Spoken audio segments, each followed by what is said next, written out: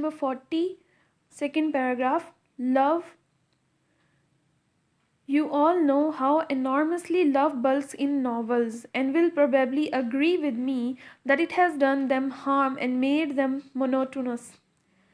तो कह रहा है कि लव आपने ख़ास तौर पे देखा होगा, जैसे बाकी एस्पेक्ट्स जो थे, बाकी जिनकी बात की उसने, फूड की, स्लीप की, उस तरह से लव जो है वो बहुत ज़्यादा मिकदार में आपको नॉवेल्स में नज़र आता होगा और आपको लगता होगा कि ये मोनोटनी पैदा करता है, यानी कि यकजानियत पैदा करता है, यानी कि ये यकजानियत नहीं, मतलब कहेंगे जैसे कि एक ही चीज़ जो होती है ना, बोर्डम पैदा करती है, एक ही रूटीन, उसको कहते हैं मोनोटनी।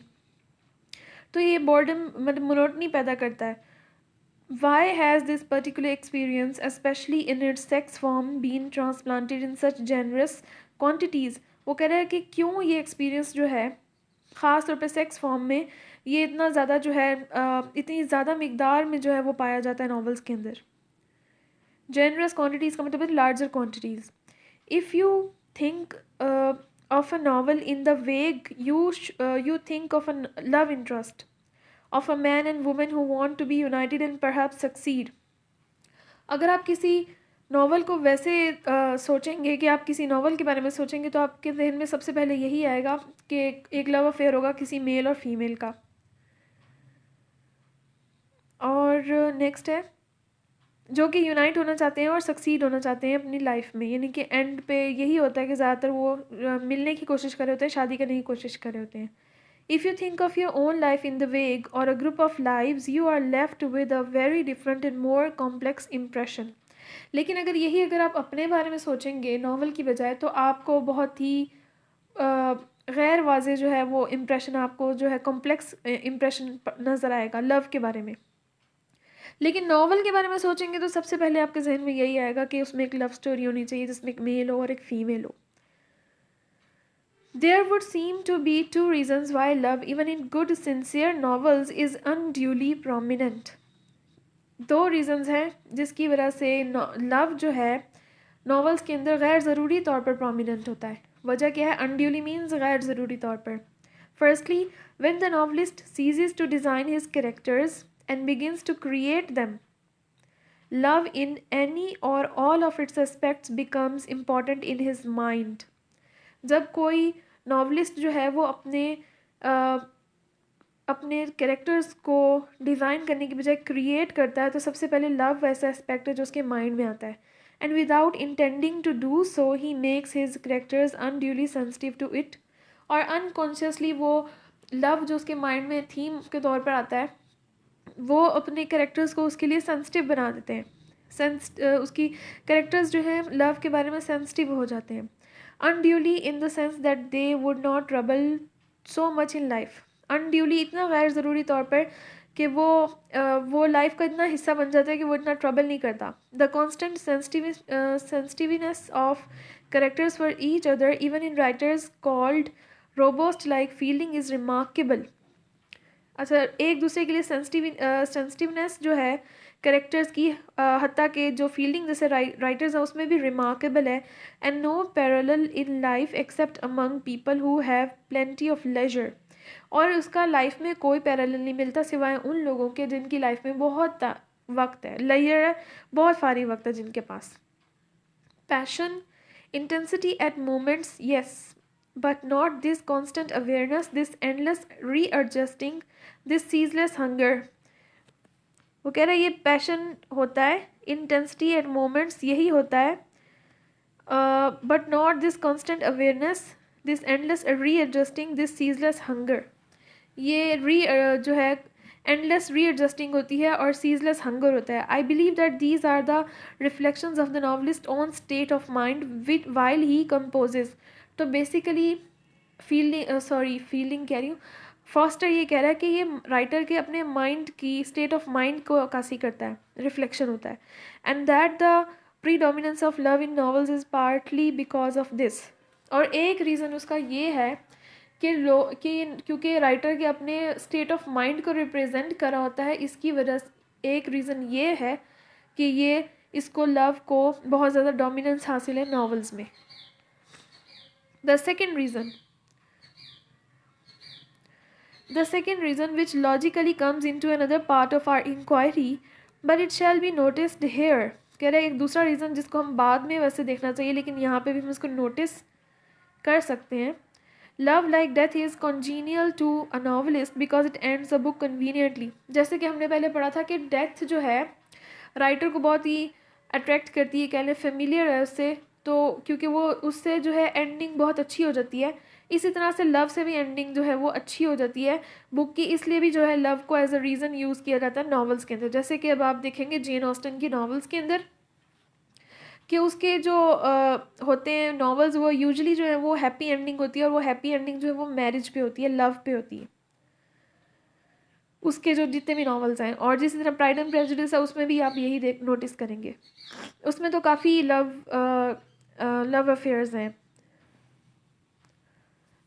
अच्छा नेक्स्ट है, he can make it a permanency and his readers easily acquiesce acquiesce because one of the illusions attached to love is that it will be permanent. Readers भी इसको बड़े आसानी से एक्सेप्ट कर लेते हैं. वजह ये होती है कि इसकी एक वजह ये है कि परमानेंस का इल्यूजन है एक इसके साथ अटैच है, वो है परमानेंस का, कि लव परमानेंट होता है और लोग जो हैं वो परमानेंट चीज़ को चाहते हैं. Not has been will be. All history all our experience teaches us that no human relationship is constant.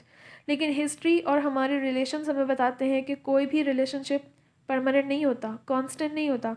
It is as unstable as the living beings. जिस तरह लिविंग बींग्स इंसान अनस्टेबल है, इसी तरह से ये एक्सपीरियंस भी जो है वो अनस्टेबल होता है. हु कंपोज इट, जो इसको बनाते हैं, and they must balance like jugglers if it is to remain. इसलिए उनको बैलेंस करना चाहिए जगलर्स की तरह. जगलर्स होते हैं वो जो आपने देखा होगा बॉल्स उछालते हैं और फिर उसको बैलेंस करते हैं, वो होते हैं. तो वो जगलर्स की तरह उसको बैलेंस करना आना चाहिए अगर उसको कायम रखना चाहता है इंसान. तो if it is constant it is no longer human relationship but a social habit.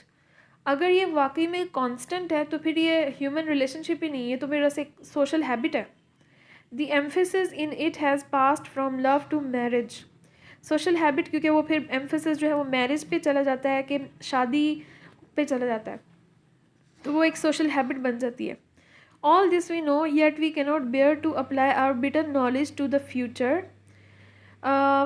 The future is to be so different. The perfect person is to come along, or the person we know already is to become perfect. कह रहा है कि future के बारे में अगर बात करें तो फ्यूचर बड़ा डिफरेंट है. परफेक्ट पर्सन जो है वो आना होता है, और परफेक्ट पर्सन जो यानी कि या जो बन चुका होता है, जो एक मिल चुका होता है उसको परफेक्ट बनना होता है. There are to be no changes, no necessity for alertness. We are to be happy और even perhaps miserable forever and ever. तो हमारे लिए कोई चेंजेस नहीं होते. तो there are to be no changes, no necessity for alertness. तो या तो हम हमेशा के लिए खुश हो जाते हैं या फिर हमेशा के लिए मिजरेबल हो जाते हैं. Any strong emotion brings with it the illusion of permanence.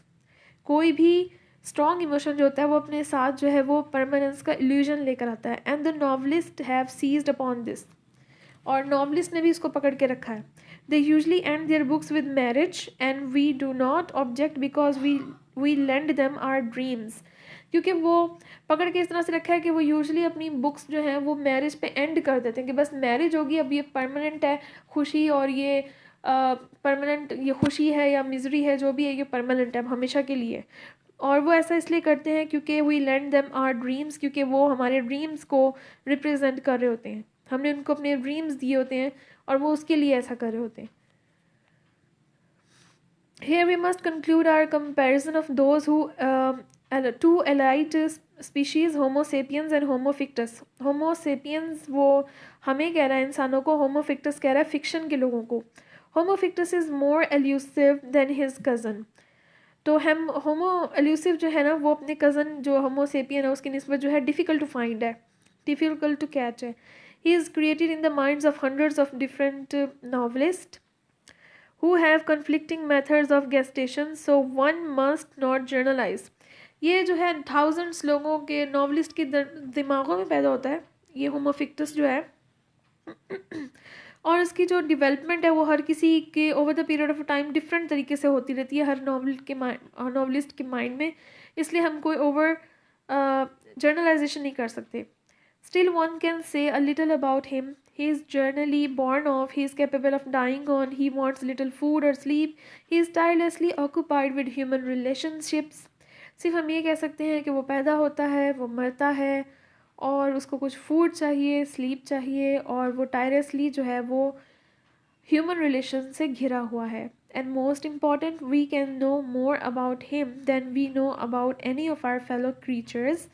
और सबसे बढ़कर ये होमोफिक्टस की बात हो रही है और सबसे बढ़कर कि हम उसको अपने फेलो क्रीचर्स से ज़्यादा जान सकते हैं, because his creator and narrator are one. क्योंकि उसका क्रिएटर और नरेटर जो है एक है, क्रिएटर बनाने वाला और नरेटर नरेट करने वाला एक है. We are equipped for hyperbole. We might exclaim at this point. हम एक hyperbole यूज़ कर रहे हैं जिसको हम हम exclaim कर सकते हैं, जैसे कि if God could tell the story of the universe would become fictitious. कि अगर God भी यूनिवर्स की स्टोरी सुनाने लग जाए तो ये यूनिवर्स जो है वो फिक्टिशियस बन जाएगा. नेक्स्ट अब देखते हैं, ये इसको थोड़ा सा आप खुद ही रीड करेंगे. ये पेज नंबर 44 से मोल फ्लेंडर्स वाला जो है, एक एग्जाम्पल दी हुई है, हम इसका एंड देख लेते हैं बस. In this direction fiction is truer than history. एक लिहाज से फिक्शन जो है वो हिस्ट्री से ज़्यादा ट्रू है, because it goes beyond the evidence and each of us knows from his own experience that there is something beyond the evidence. And even if the novelist has not got its correctly, well he has tried.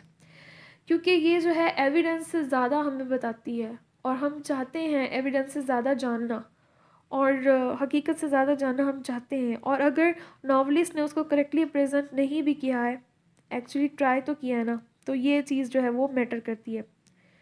तो इस वजह से जो है fiction जो है वो ज़्यादा इंपॉर्टेंट है. He can post his people in as babies, he can cause them to go on without sleep और food, he can make them be in love and nothing but love, provided he seems to know everything about them, provided they are his creations.